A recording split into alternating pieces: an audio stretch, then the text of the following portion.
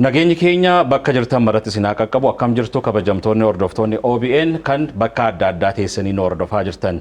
Kun qophii keenya gaaddisa odaa yeroo hunda sa'aatii kanatti sin biraan geenyudha. Qophii keenya gaaddisa odaa har'aatiin dhimma jijjiirraa birrii haaraa ilaalchisuudhaan keessummaa istuudiyoo keenya muummicha magaalaa Adaamaatti affeerrannee jirra.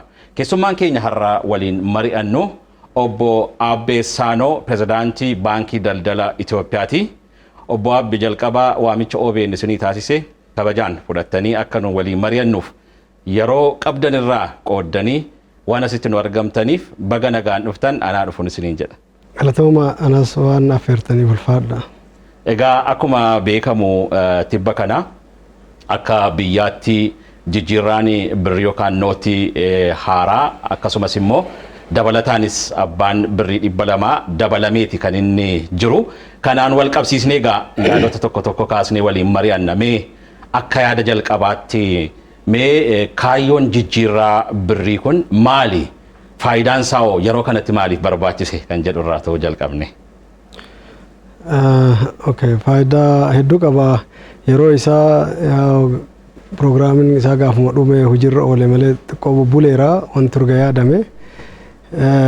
Kaayyoon isaa isa guddaan birriin kun erga maxxanfame waggaa hedduu tureera. Yeroodhaan maxxanfamaa baay'ataa ture. Akkaataan facaansi birriin magaalaa gabaa keessa ittiin galu ta'uu baay'ee hin qabu. Seera hedduus hin qabu biyyi kun namni akkuma fedhetti qarshii baasaa ture. Akkuma fedhetti manas tuulaa ture. Amma asaanaa kana seeroleen bayan jiran namni tokko namni dhuunfaa keessattuu qarshii 100 ol guyyaatti baasuu hin qabu. Akka kubbaaniyyaa yoo ta'e 200 ol baasuu hin qabu. Miliyoona 1.5 ol manatti tuulee bira taa'uu hin qabu wanti jedhu seerri kun askaluu wanni ba'an jiran. Seeroleen kun biyyaan baatti waan dur lafa jiru. Biyya keenyatti garuu askaluudha. Seeroleen kun ka ba'anii garuu seeronni kun ba'uun duratti qarshiin baay'een faca'ee ikonomii keessa galeera. Qarshiin kun immoo yoo ikonomii keessa taa'u bakka seera qabeessaa miti yeroo baay'ee ka taa'u. Warri seera qabeessi baay'inaanii baankii kaawwata. Qarshii mana kaa'uu isaan amanu hin sodaata rakkinaan narra gaa'edhe. Warri garuu seeraan ala argatan qarshii mana kaa'uu eegumsas godhuu humna addaas qabu. Qarshiin seera malee jiru kun yeroo hundaa biyyi akka seera horattu hin godhu. Maaliif gaafa seerri cimee gaaf tokko dhaqqabee nurra ga'amee hin qabamnaa gara seeraatti dhiyaannaa waan seera malee horanne kan hin dhabna. Sodaa jedhan waan qabaniif qarshii seera malee kuufame kana baasanii akka biyyi kun seeran horanne godhu irratti oolchu jechaadha. Kuni uumamuma waan namni badaa ta'eef jabaa ta'eef miti. Seera malee namni qarshii horate seera kana garagalchee seera isaanii tolu godhuuf. Ifaajuun isaa waan hin oolle yookiin seera kanatti harka kennee waan balleesse amanee waan silaa haga harkaa qabu akka haftuuf godhuu yaala ture garuu wanta akkasii hin jiru baay'isee seera jiru garagalchanii seera biraa fiduu seera isaanii tolu san fiduu wanni barbaaduun isaanii hin oollee fi qarshii seera baankitiin sarkuleeshinii siistamii baankitiin ala jiru seera jalaa dhokatee jiru kana waan seeraan alaa ta'e yakka uumurratti. Yakka akkamitti uuman jettanii akka yaaddan taate istiraateejii dura lafa kaa'atu noormalee yoo mana gahaa wanti akkasii gaafa uumamte qarshii kana baafnee itti fayyadamne dhahee lafa kaa'atu wannoota uumamu hin jira. Fakkeenyaaf waan xiqqoon takka uumamtee namni tasaa wanti imooshinaal ta'ee hoo jedhee gadi ba'uuf yoo wanni isa uumamu jedhanii akka istiraateejiitti kaawwatu yoo wanni akkasii gadi ba'an nu gidduu sanitti qarshii kenna kana baafnee hojii irra oolchee dubbii san hammeessina akka miidhaan mootummaarra siistamii biyyaarra ga'ee mootummaan uummataan jibbamee jijjiiramuuf jechaadha jedhanii yoo lafa kaawwatan hagamittuu yaadan jedhee namni yeroo baay'ee yaada garuu isaan lafa jala yaadanii namoonni akkasii gaafa eventiin akkasii uumamtu qarshii san facaasu jechaadha baasanii qarshii haala malee seera malee horatan kana. Kanaaf humna qarshiin seera malee ba'ee gabayaa keessa jiru kun qabu dadhabsiisuun kaayyoo hangafaati. Kana godhuudhaaf gara seera qabeessummaa deebisuun gaariidha. Qarshiin seera malee ba'ee ala jiru baankitti dachaasaa jedhanii ajajaan hin deebi'u. Kanaaf yoon dachaanee waan isa qarshummaa dhabsiisu godhuun dirqamadha. wanti qarshummaa isa dhabsiisu sun immoo nootii kana jijjiiruudha karaan biraan jiru. Nootii kun yoo jijjiirame namni sun dhufee nootii kanaaf jijjiiruuf jecha gara na fiduuf dhufa jechaadha manatti qabatee dhokachuu hin danda'u dirqamuun isaan oolu. Inni biraa nootiiwwan qabnus dadhaboodha. Inni duraan jiran security feature isaanii baay'ee laafaadha. Yakkaaf baay'ee saaxilamoodha. Namni maxxansee gabaa keessatti galchuu danda'a. Yeroo baay'ee forjidiin birriin uumameera asitti qabameera achitti qabameedha haasa'uun kun dadhabina birrii ittiin laakka ka'e. Gara biraatiin yoo xuraawus qabannamaafis qaaneessaadha. Warri biyya ambaa yeroo dhufan qarshiin keessan harkaan qabachuuf namatti hin tolu jedhanii jibbu xurii isaa harkaan qabatanii qarshiin biyya ambaa akkana miti. Yookiin citee bada yoo miidhame malee xuraa'ee akka biyya keenyaa kan akkatti bifti isaa jijjiiramee waan biraan ta'u qarshiin biyya ambaa biyya deemnu hundatti qarshiin biyya ambaa maarra maxxanee haarawaa fakkaata. Keenya garuu burkutaa'ee qarshii fokkataadha qabannee ka deemnu. Kanaaf istaandardii biyya alamaatirraa fagoodha qarshii nuti qabannee deemnu. Kanas gaa qulqullummaa isaa kana eeguufis gaariidha. Ka biraa gaa qarshiin baay'inaan hundaa ol kana amma kuni gaa yeroo rakkootti waan kaasnu garuu akkuma ikonomii biyyaatti qarshiin manatti awwaalamee taa'u siistamii ikonomii keessaa ka ba'eedha. Kama seene jecha gabaabamatti. Yeroo ilaalamu gidduutti ni agamtaamamee siistama yookaan sirna baankiin alaa jira kan jedhamu baay'eedha kunoo diinagdee biyyaa akkamitti miidhuu danda'a? Biliyoona 100 haga biliyoona 40 tilmaamama. 140 jechaadha. Biliyoonaan. Kuni gara baatii jahaan dura gana biliyoona 100 biliyoona 20 gidduu kanatti ba'ee adadumaan dabalaa deema wanti gabaa keessa jiru jechaadha. Gara biliyoona 100 biliyoona 40 gabaa keessa jira ka jedhamu. Kuni baay'ee guddaadha. Qarshiin ammasii qarshiin mana taa'u akka reefsii kaase qarshii maseenedha. Qarshiin baankii jiru hin baay'ata. Tajaajila hedduu kenna. Nama hedduuf harkisaa jijjiirama. Baankiin yeroo baay'ee afaan biizinasiitti banks are money multipliers jedhamu. Qarshii maxxansanii miti baankiin ka money multiplier godhani. Tokkorraa fuudhanii tokko liqeessan kanarraa fuudhanii kaan liqeessan kanarraa fuudhanii kaan liqeessan. Kamti liqeeffateellee qarshii isaa walakkaa baankii bira ka'a. Liqeeffata amma qarshii 100 nama tokko yoo liqeessine 100 liqeeffameedha. Inni 100 san keessaa birrii 60 fudhatee irraan oolcha 40 baankii bira tulti yoo gara gaggalchu as. 100 maqaa kaanitiin kenname 40 hafte sanillee kabiraatii kenna baankiin. Akkanumatti liqeeffamti maqaadhaaf mirga isaati garuu kabiraa hin liqeeffata dabareedhaan dhufanii waan fudhataniif. Qarshii baankii yeroo kaawwamu abbaan qarshii hundi wal bira waan hin dhufneefi qarshiin isaa fuudhamee kabiraatiif kennama jechaadha. Gaafa inni barbaadu dabaree dhufanii nama muraasatu dhufa. Nama baankii kaawwatu keessaa parsantii 10 gaditti dhufa jedhamee tilmaamama baankii keessatti. Biliyoona 100 namni baankii kaa'ate miliyoona 100 ka barbaadamu nama sanii qarshii harkatti qabachuu baankileen qaban kaan liqeessuu danda'u. Maaliif sun gizee takka dhufee baankiin gaafatu. Kanaaf qarshiin biliyoona 100 biliyoona 40 sun baankiitti odoo as deebi'e ta'ee biliyoona 506 ta'a ture. Innaannaa waan ta'eef. Innaannaa hedduu garagala. Manatti yoo taa'e homaan hojjetu biliyoona 100 sanuun hojjetu naanna'uu dhiisaati. Maaliif itti fayyadamaan jiru ajjeesee mana kaa'eera qarshii maseene qarshiin boolla keessatti awwaalamee mana jiru ikonomii biyyaatiif faayidii takka qabu ikonomii keessaa ba'e jechaadha. Yakka ikonomii irratti hojjechuudha qarshii hin barbaachisne fiinnee mana tuulanii kaa'uun yeroo baankiin baay'atee bakka hunda jiru kanatti gaafa barbaanne baankitti gorree karaa deemnu irraa fudhachuu dandeenya. Manatti qarshii wanti tuulamuuf hin jiru. Qarshiin manatti tuulamu miidhaa ikonomii irratti geessaa isa san miidhaa sanirraa baasuudhaaf. Kabira jalqaba irratti akkasii kaase seeroleen ba'an turanii.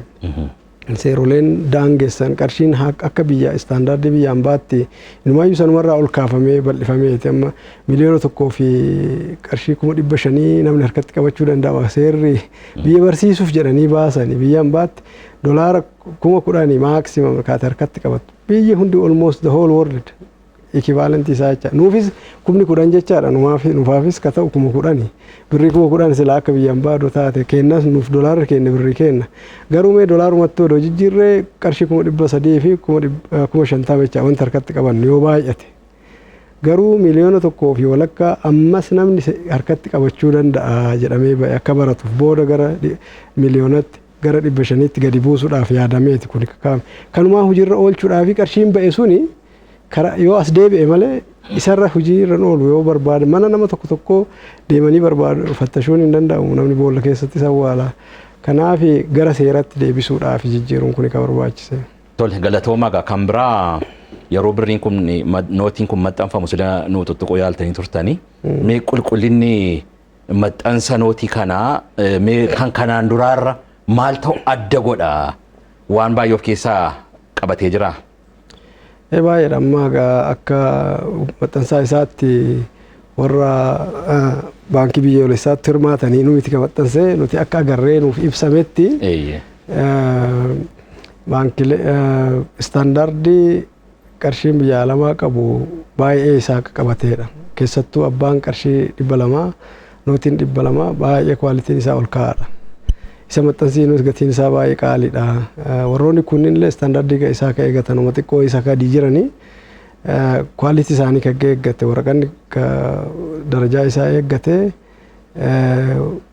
security featuring keessatti akka namni biraa haala addaatiin maxxansee hin baasneef akka hin danda'amne ta'eeti kan qophaa'e. Kanaaf waraqaan keenya inni duraan qabnu rakkina lamaanuu qaba. Waraqaan itti fayyadame maateriyaaliin itti fayyadame illee dadhabaadha. Security featuring keessa jirullee istaandaardii biyya ambaa akka guutuu qabu miti. Security baay'ee qaba garuu stiil amma yeroo kana yeroo sadarkaa teknooloojiin fooyya'e kana ka ofirraa yeroo kana rakkina chaalenjii yeroo kana ofirraa ittisuu danda'u miti ka ture waan ta'eef kanaaf isa kana amma akka rakkina duraan qabu san fala godhatee fooyya'u akka godhaminu ibsameera. Yoo harkaanis laallu baay'ee qarshii sadarkaa isaa eeggateedha. Tole galatoomaa kan biraa keessattuu jijjiiruu wajjin wal qabatee mee kaleessa laawunch gootanii jirtu bakka isin argamtanitti jalqabeera. Mee adeemsi ittiin birriin kun jijjiiramu mee akkamittiin deema?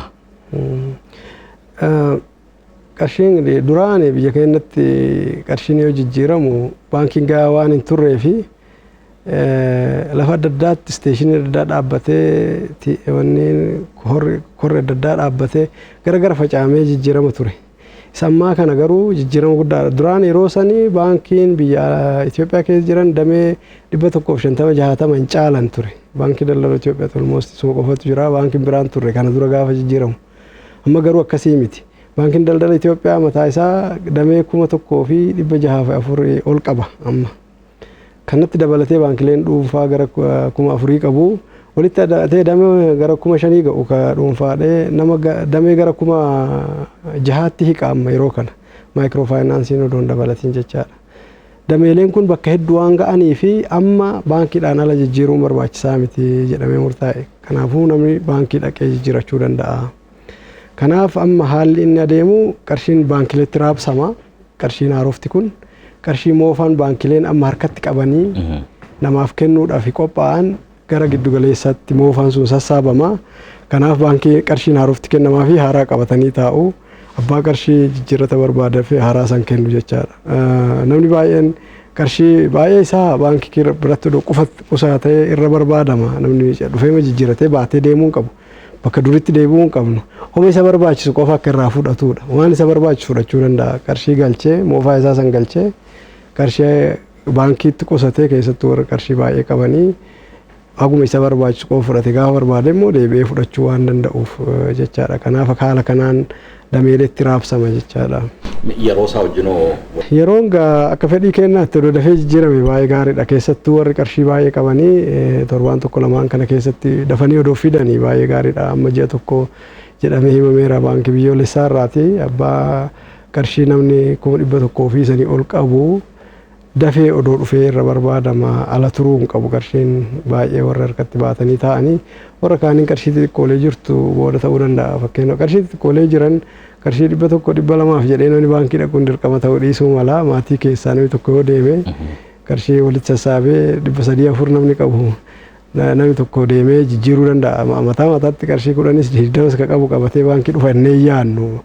namoonni akkasii baay'een warruma daldalaa suuqii qabanii birattis galchuu danda'u qarshii isaaniitii waa bitachuu danda'u warra suuqirraa jijjiirachuu danda'u relatively warra qarshii baay'ee qabantu gara baankii odoo dhufanii eegama kumaaf sanii ol warri qaban baankii dhufanii odoo sharafatanii warri sanii gadi qaban nama tokkotti maatii keessaa kennanii odoo sharafatanii namni baay'een gara baankii dhufuun hin dirqamu warri qarshii xixiqqoolee qaban karama namaatillee jijjiirachuu danda'u garuu warri qarshii baay'ee qaban laayik qarshii kumaaf sanii ol qaban gara baankii dhufanii herreegas banatanii odoo deemanii seeraan 5,000 ol dirqama ta'eera namni qarshii 5,000 ol jijjiirachuu barbaade baankii dhufee herreega baankii banatee qarshii jijjiirachuu danda'a jechaadha achumaan.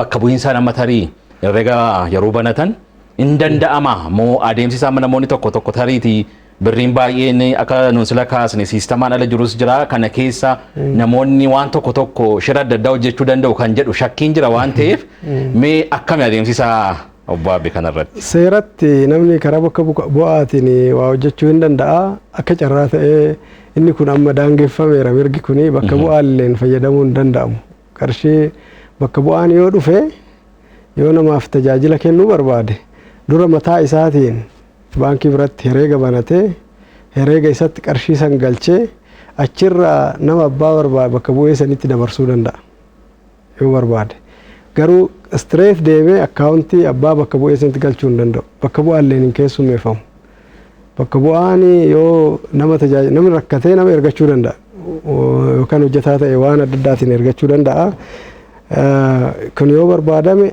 abbichi bakka bu'ee dhufe sun maqaa isaatiin herreega banateet qarshii herreega ofiitti galchee achi tiraansfariidhaan ajajuu danda'a abbaa barbaadetti. Maaliif barbaadame inni kuni namni baankitti qarshii galchuu seenaan guutuun isaa baankii irratti akka galmaa'u waan barbaadameef kaayyoon isaa guddaan. Namni abbaa bakka bu'aa hedduun immoo deddeebi'ee akka qarshii daangaa kaayamte san cabsee qarshiin hedduu akkaawuntii nama tokkotti akka hin galleef. Kanaaf bakka bu'aadhaan qarshii baatanii dhufanii herreega namuututtuu galchuun hin danda'amu. Herreega ofii qofatti qarshiidhaan namni dhufee galchu.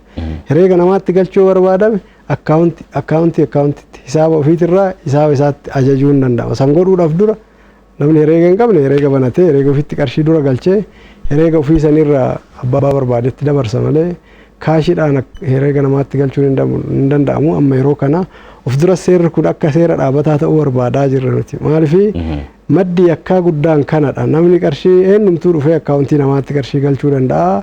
Yeroo baay'ee eenyummaan isaatis hin galmaa'u eenyu qarshii akka achitti galches hin beekamu tireesabilii miti.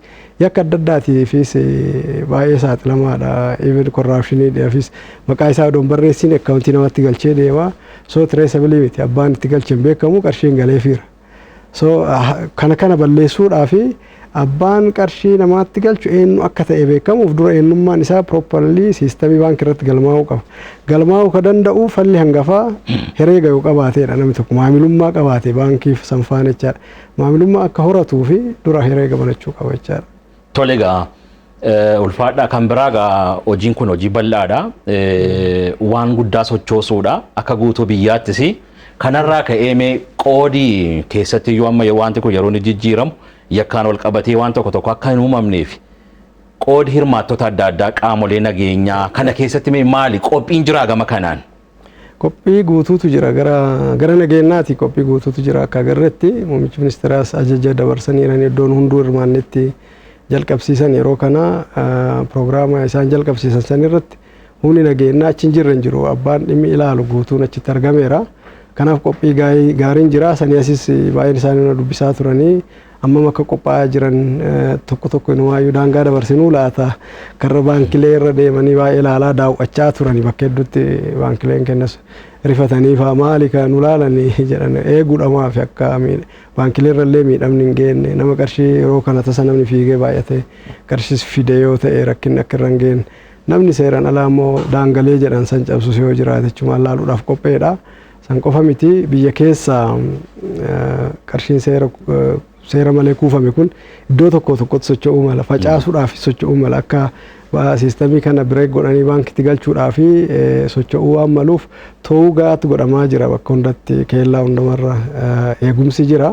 Kanaafuu qophiin gahaan jira baankilee illee hundumtuu gorsaaf ajajnis kennameefiira eeggannaa godhaa jiru haalaan nama keessummeessuudhaaf namni garuu seera qabeessi gariin wallaalaan kun immoo yeroo mallee dhabaan gara baankitti odoonfinni qarshiin harka jiru yoo jiraate gara baankitti akka dhufuuf isaan immoo gargaaramaa jiru. Kanatti wanti hubatamuu qabu maamiloonni keenya ka daldalatti hirmaatan guyyaa hunda gurgurtaa baay'ee qaban isaan bira rakkoon hin jiru waan qarshii daangaan isaanirra hin jiru warra beekaman guyyaadhaan gurguranii gaaf hundaa galchan miliyoona 3-4 yoo duraan galchaa akka jiraatan taate ammas galchuu danda'u akkuma duraan hojjetaa turan maamiltoonni keenya ka duraan kaashiidhaan warra waa gurguran warra fakkeenyaaf beenzila fa'aa nadaaja gurguranii baay'inaan kaashiidhaan waa gurguru qarshii walitti guuranii baankitti galchu.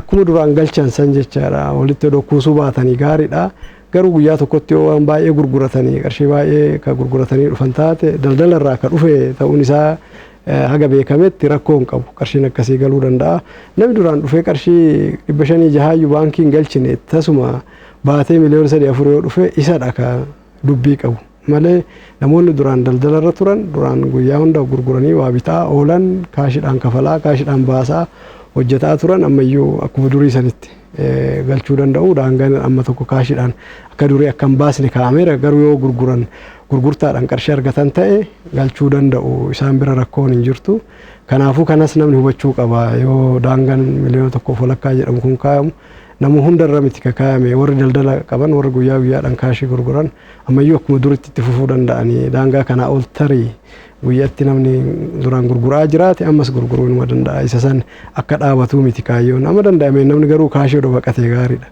Baankitti ofirraa kafalee isaanumayyuu ba'aa guddatu raafa baankiillee ba'aa guddatu baankiin yoo kaashii kana kafalus hin lakkaa yoo fuudhus hin lakkaa ba'aa guddaadha administrative cost isaa baankiletti miidhaa guddaa geessaa abbootuma qarshii sanittis isa baatanii fiduun isa baatanii deemuun ba'aa guddaadha amma danda'aniin karaa baankitiin odoo kafalanii seera qabeessummaa sooratu riiskii baay'ee ofirraa salphisu ba'aa baay'ee nurrallee hambisu kanaaf akkaataa kanatti dolaalame gaariidha.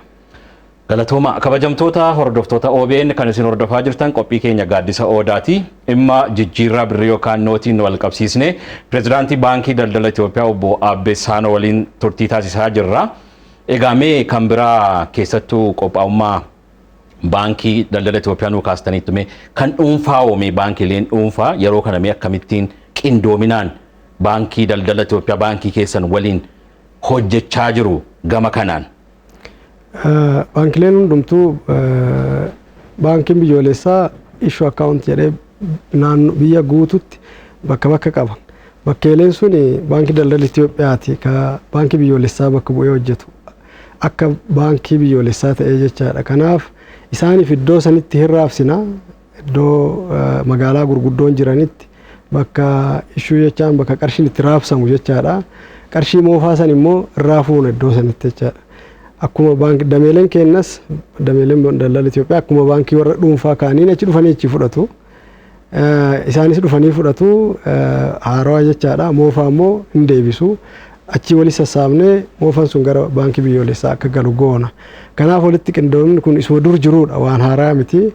Wanti haaraa isa godhu duraan namni gaafa baankilee ka dhufan gaafa qarshiin irraa hafe galchuu gaafa qarshiin irratti dhufanii achi fudhatu. Amma garuu dameen hundumtuu hin dhufu jechaadha. Ba'aan isaa baay'ee guddaadha. Hundumtuu qarshii moofaa isaa san fidu qarshii haaraa fudhatu. Kanaaf torbaan tokko dhufu kun baay'ee ba'aa guddaadha. Qarshii achi raabsuun qarshii moofaa san irraa fuudhuun keessattuu moofaan sun lakkaa'amuu qabaa laallamuu qabaa.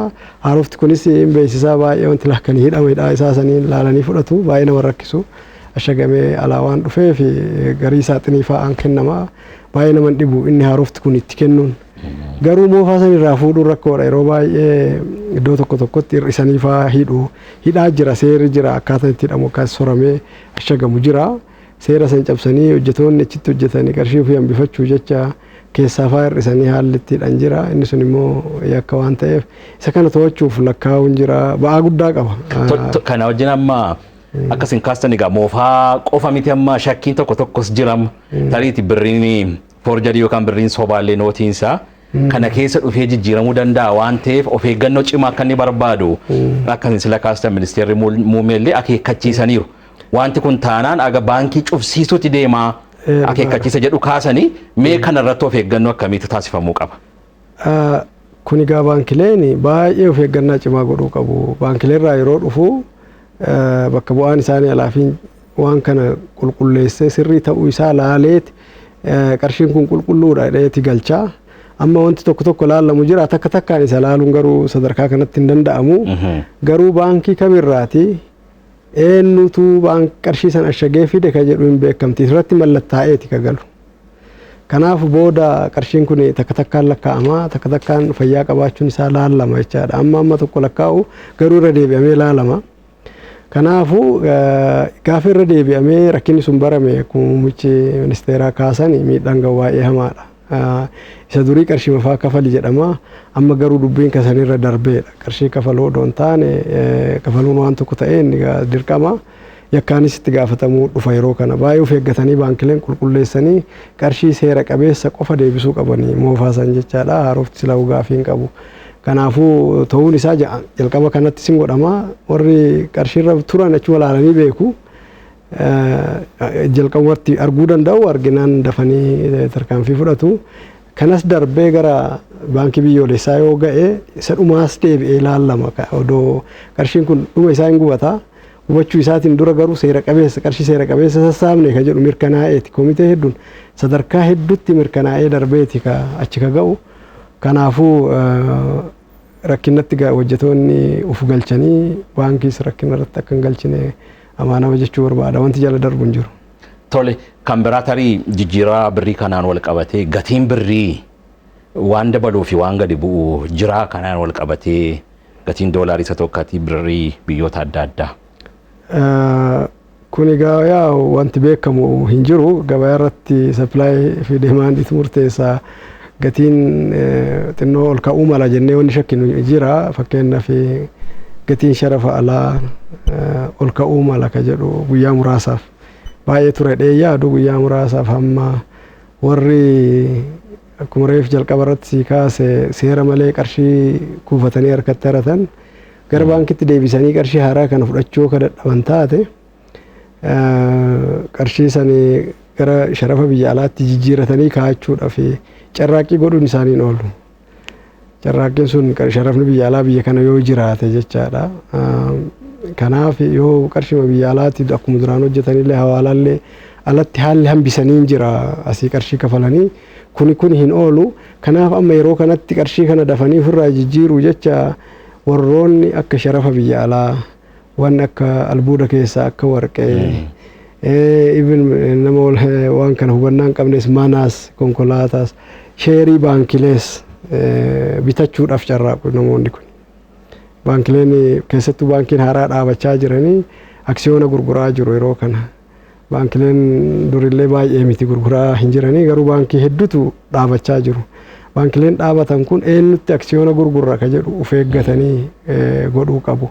Maaliif namoonni seera malee qarshii san horatan dhiquudhaaf carraaqu qarshii isaanii ka yakkaan xuraa'isanii amma gara biraatti jijjiiruudhaaf carraaquun isaanii waan hin oolle fi wannoonni akka waan liikwiid gara qarshiitti dhiyaatan hedduun isaanii gatiin isaanii dabaluu mala.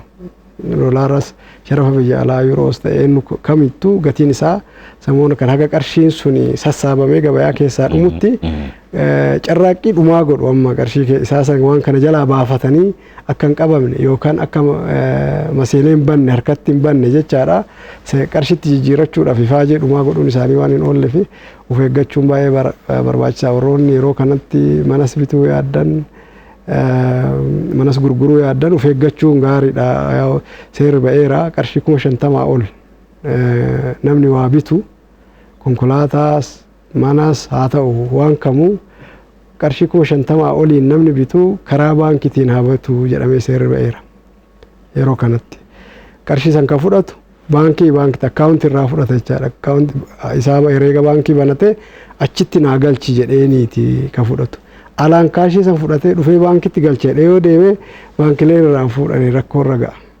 Kanaaf of eeggachuun baay'ee barbaachisaadha. Namni waa gurguratu yeroo kana baay'ee of eeggachuu qaba. Nama seera qabeessa qofatti gurguruu qaba yaada jedhuun qaba. Kana to'achuuf qophiin jiru amma fakkeenyaaf biyya iddoo adda addaatti magaalaa Finfinnee faatti sharafa karaa seeraan alaa kanneen sharafan fa'aa amma tarkaanfiin irratti fudhachuun jalqabameera. Jalqabameera warri kana warri seeraa itti jiru waan haarawaa jedhu hin jiru hattoota nuuf eeggadhaa jechuun hin barbaachisu poolisoonni hordofaa jiranii isaan I think tarkaanfiin gahaan itti fudhatame natti fakkaata amma carraa guddaa qaban natti fakkaatu guyyaadhuma san guyyaa jijjiiramni qarshii himame sa'a booda tarkaanfii fudhachuu eegaleera.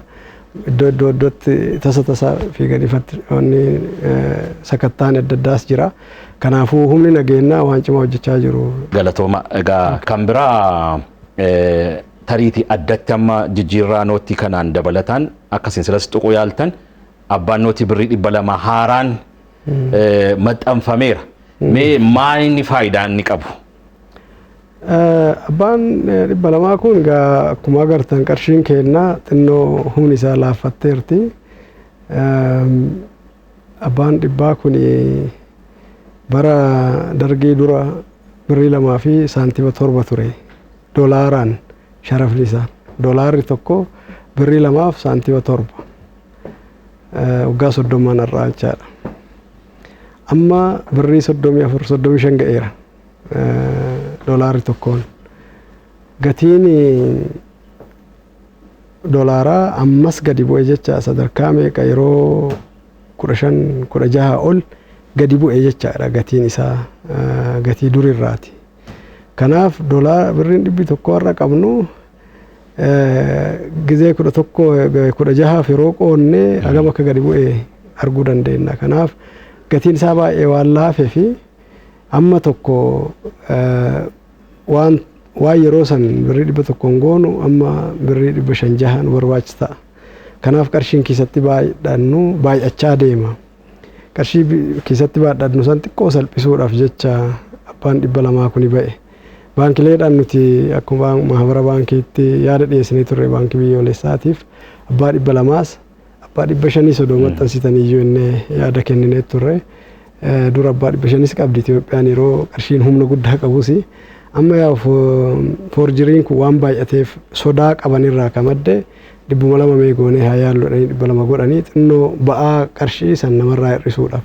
Kanaaf namni qarshiin akka namni uummanni qarshii baay'ee baatu hin fedhama jechaadha miti. Dirqama ta'ee namni qarshii harkatti qabachuun yoo barbaachise qarshiin odoo itti baay'atee haala qarshii akka baay'atetti mul'achuu baatee nageenya isaatiif yaada jedhurraa kamadde itti qabataaf uummata keenyatti akka toluuf abbaan 200 maxxanfamee garuu of dureen qarshiidha. Baay'een isaanii hafanii namni elektiroonikaalii fayyadamurra hin geenna. Fedhiin qarshii baay'ee gadi bu'aa abdii jedhu qabna. Ammasumaaf garuu namni qabataaf akka itti tolu jechaadhaaf. Kan elektirooniksii kun amma tarii jalqabbiin amma jiru sadarkaa akka idil addunyaatti muuxannoo jiruun sadarkaa gaariirra jiru jechuutu danda'amaami gara kanatti fiduudhaaf akka baankii daldala Itoophiyaatti waan yaadame jira. Ifaajee guddaa godhaa jirra dhugaa jechuudhaaf baankileen duraan baay'ee rafanii turanii garuu waggaa 3-4 darbe kana baankiin akkuma waliigala baankii daldala Itoophiyaa qofa osoo hin taane hundumtuu baay'ee gara teekinooloojii kanarratti ifaajee guddaa godhaa jiru. Gara teekinooloojiitti galamaa jira. Baankiin daldala Itoophiyaas alternatiivii garaagaraa qopheesseera namni akka diijitaalaan fayyadamu. Biyya keenyatti garuu itti dhiyaatuun gara diijitaalii kun baay'ee laafaadha. Ollaadha keenya fakkeenyaaf ibin keenya Soomaaliyaan mootummaan qabni kunis baay'ee diijitaaliidhaan fayyadamti. Garuu waan kana dafneen ammanne Itoophiyaan moobaayilii ammachuutti number 1 namni akka Itoophiyaa dafee moobaayilii baay'isee biyyi fudhatee jiru. Garuu baankii tajaajila sarviisii baankii kana gara teekinooloojiin fayyadamu kanarratti baay'ee harkifataadha. Namni dafee fudhataadha miti. Akka gufuu tokkootti I think lugaan chaalenjii ta'e jedheen yaada gara kooti. Fakkeenyaaf Keeniyaan baay'ee dursituudha waan kanarratti. Keeniyaa uummanni Ingiliffaan fayyadama. Baay'ee teekinooloojiin dhufu hundumtu isaaniif laafaadha. Teekinooloojiin baay'een achitti akka fakkiitti fudhatamti yeroo hunda Keeniyaan. Even Soomaaliyaan illee nurra fooyya'uudha. Jara kana lamaanuu British jala turani. Isaan seenaa kolonii isaaniitiin wal qabatee baay'inaan gara lugaa Ingiliffaa kana beeku isaaniitirraa teekinooloojiin jiru baay'een isaa itti fayyadamu lugaan isaa Ingiliffa ta'urraa kamadde laafamatti fudhatanii hojiirra oolchaa jiran. Keenya lugaan chaalenjii nutti ta'aara. Uummanni keenya lugama tokko illee haasa'aa hin jiru. Amaariffas yoo goonen baay'een isaa ka Amaariffas hin beekneetu jira biyya kuma isatti jijjiiruudhaaf teekinooloojiin baay'ee laafaa miti lugaa garaagaraatiin godha waan muraasa afaan biyyi namni beekuun godhuu hin danda'ama garuu waan hunda afaan Oromooffadhaan hin salphatu tarii hin salphanne sumaanis dijitii baay'ee barbaada alfaabeetiin isaa guddaadha waa'een isaa yeroo baay'ee waan gabaabduudha teekinooloojiidhaan wanni godhamu lugaalee afaan biyya kana hundumattuu jijjiiruun laafaa hin taane qubee qofa odoo hin taane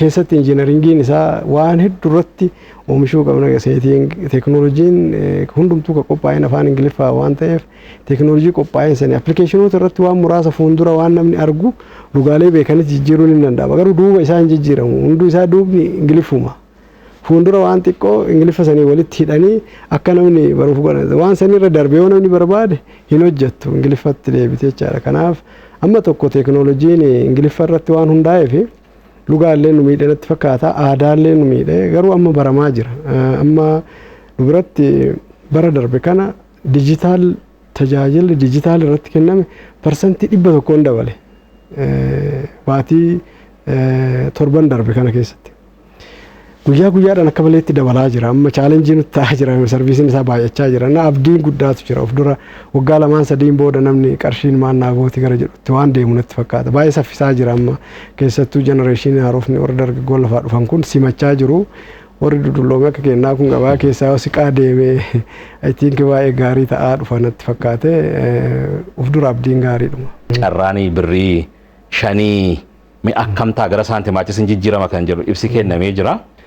Abbaan qarshii 5 egaa akkuma rekamareef si kaase abbaa 200 sanii wal qabatti. Kamataa gubbaa gaafa laafuu kada kana mulu walaafaa gatii dhabaa deemti.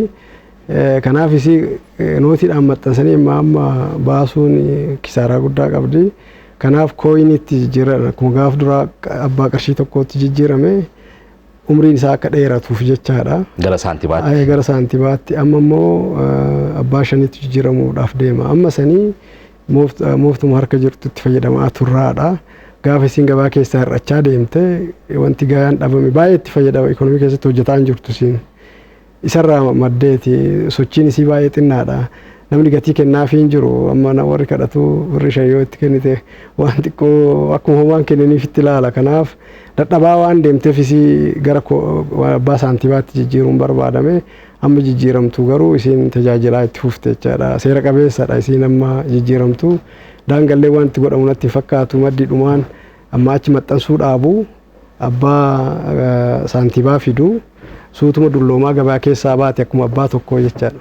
Tarii hanqinni mudatu miti amma maxxanfame amma wal ga'a akka biyyaatti waan maxxanfamee amma raabsamaa jiru kun. Hanqinni uumama innee yaannu alternatiiv faayidii waan jiruufi abbaa qarshii 5 yoo barbaadame abbama tokkoo fireeshan namaa kennan jechaadha. Isii dhumaa qofaa namni ka barbaadu abbaa 5tiin baatee hedduun deemu kuma keessatti 5 ka barbaaddu isii dhumaatti 5 qofa abbaa saantibaa saniin kennamaaf rakkoon hin jiru abbama tokko jechaadha. Yoo isiin kadhabamtu taate. Kanaaf amma gaadhamni maxxanfame wal ga'uu danda'a. Tasgabbaa'ee jijjiirrachuu danda'a jechuudha. Jira itti fayyadamaa ture yeroo wanti gabaa keessaan baane isiin isuma dur itti fayyadamaa jirutti itti fufaa. Isiin hir'ina waan hin qabaanneef wanti haaraa rakkina hanqina uumamuuf hin jirtu gabaa keessa jirti. Isumatti itti fufa keessaa gabaa keessaa baasuuf hin deemu isiin waan jijjiiramtu waan hin jirreef hanqinni karaan itti uumamuun hin jiru. Jijjiirraa birrii kana keessatti qooda fudhattoonni hedduudha. Meesiin tariitii qaamolee adda addaa hojjettoota baankii daldala Itoophiyaa kan dhuunfaa dabalatee qooda fudhattoota adda addaatii fi kanaan ol qabatee ergaa isin dabarsitan dhaamsi isin dhaamtan yoo jiraate. Dhaamsa addaan qabu muummichi ministeera Itoophiyaa jedhan Dr. Abiy kaasaniin irra deebi'uu barbaada kabiraatii miti. Wanti kun ikonomiin biyyaa fayyaa yoo argate yaaddoon jijjiiramni kun dhufee fi akkuma muummichi keenya jedhanitti ikonomiin Itoophiyaa waan dhibameef. Dhibeen isaa qarshiin maxxane baay'eedha biyya keessatti bittinnaa'eera. As deebi'ee immoo baankii keessaa warri hojiidhaaf barbaadu qarshii gahaan argatu. Qarshiin silaa qusatamee ikonomii keessa jiraatee kuni biyya tajaajila. Baankileen rakkatame jedhamee qarshii yoo maxxanfame already ka gabaa keessatti dhokatee taa'u kun dhufee ibiddi biyya balleessaa jira. Namni keenya ba'ee waa bitatee waan godhachuu dadhabeera humna isaatii ol ta'e. Warri waan odoo ittiin miidhamin harkatti baatee jiru akka fedhetti baasa. maakiyaatoo qarshii 5 dhugee birrii 10 kennee deema inni jedhamu sun hiikoo baay'ee qabdi. Namni akkamitti 5 nyaatee 5 sanis kafalee 10 namaa kennee deema. Gara laafessa waan ta'eef miti basically wanti isaa waan ittiin miidhamneef warri ittiin miidhamne sun gatiin isaan kafalan jireenya warra miidhamee argatu baay'ee miidhaa jira. Akka hin jiraanne godhaa jira. Walqixa miti ka jiru. Kana walqixxeessuun baay'ee barbaachisaadha. Ikoonomiin baay'ee waan miidhameef kararraa maqeef jechaadha. Karatti deebisuun baay'ee gaariidha. Kana amma qarshii biraa fideen kun irratti dabalame beenziiluma irratti ibidda buusuu jechaadha.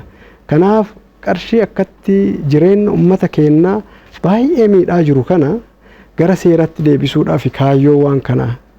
Uummanni keenya jiruu tasgabbii akka jiraatu, haga humna isaatiin jiraachuu akka danda'u carraa uumuuf kan wanti yaadameef. Kanaaf lammiiwwan keenya warroonni pirogiraama kanarratti hirmaatanii qarshii kana seeratti qabeessuu irratti ga'ee qaban guutuun isaanii ofirra ol dabarsanii ilaaluu qabu. Faayidii isaanii gabaabduu namni tokkotti dhufee kana sii godhe ilaalanii biyya ajjeesuu odoo hin taane seera qabeeffummaan biyyatti deebi'ee ikoonomiin keenya akka tasgabbaa'ee nagaan jiraachuu dandeenyu. Waa'ee nageenyaati, waa'ee ikoonomiiti waa'een kun. Namni jiraachuu dadhabeera namni akka jiraatu godhuudhaaf. Nagaa dhabeera akka nagaa argatu godha jechuudha. Nagaa sun dhoowwaa jira, jireenya sun dhoowwaa irra qarshiin seera malee ikonomii keessatti faca'e kuni. Kanaaf kana gabaatti deebise karatti seera qabeessummaatti deebisanii fayyaa lamaanuu kana argachuu barbaanna ta'e obboleessa keenyaaf nagaa barbaanna maatii keenyaaf nagaa barbaanna ta'e warri seera maree qarshii kana horatan harka isaaniitii qarshiin akka ba'u hundumtuu bakka jirutti ga'ee isaa taphachuu qaba. Kanan taphanne taanaan badii malammataa goone jechaadha. Qarshiin ammasiitti ba'ee maxxanfame qarshiin kuni faayidii san yoo qarshii bareeda argachuu kenna xurii san ofirraa baasuurra ka darbeen waan biraa doon hin fayyadne darbachaadha. Faayidii barbaadame kaayyoo ikoonomii keenya fayyisuu san galma geessisuudhaaf hundumtuu ofirra ol darbee biyyaaf yaadee maatii isaatiif yaadee biyya maatii keenyarraa ka'eeti ka biyyi guutuu miidhamtu akka fayyaa argannu nagaa argannee Itoophiyaan biyya keenya nagaa taa'atu yoo barbaanne ga'ee keenya guutuu akka nutti kennametti ba'uu qabna. Sammuun hundumtuu karaa seeraa beeka. Namni uumamaanii sammuu isaa qaba. Seera sammuu isaa keessa jiru. Seerri biyyitti bulatu lafa kaattu sammuu seera sammuutiin addan jirtu addaan fagoo miti. Eenyumtuu namni xiqqoo of beeke maaltu bada maaltu sirriidha ka jedhu beeka. Kanaafuu karaa sirrii hin deemne warra sirrii malee warra duraan maamila kennan taane warra guyyaadhaan qarshii gaariitti fidanii dura kaatanii hin beeyin dhufee har'a qarshii tuulaa yoo nutti galche keessattuu dameeleen baankileen diipoozitii fidaa jedhanii cinqu diipoozitii ittiin argadha qarshiitu baay'ifadha jedhanii waan hin taane faayidee yeroo gabaabduu kan nama biran bulle argachuudhaaf dhukkuba uummata keenyatti akka hin bubbulchine akka biyyattiin fayyaa argattu hundumtuu ga'ee isaa garaadhaan bayuu qaba amaanaa jedhuun qaba.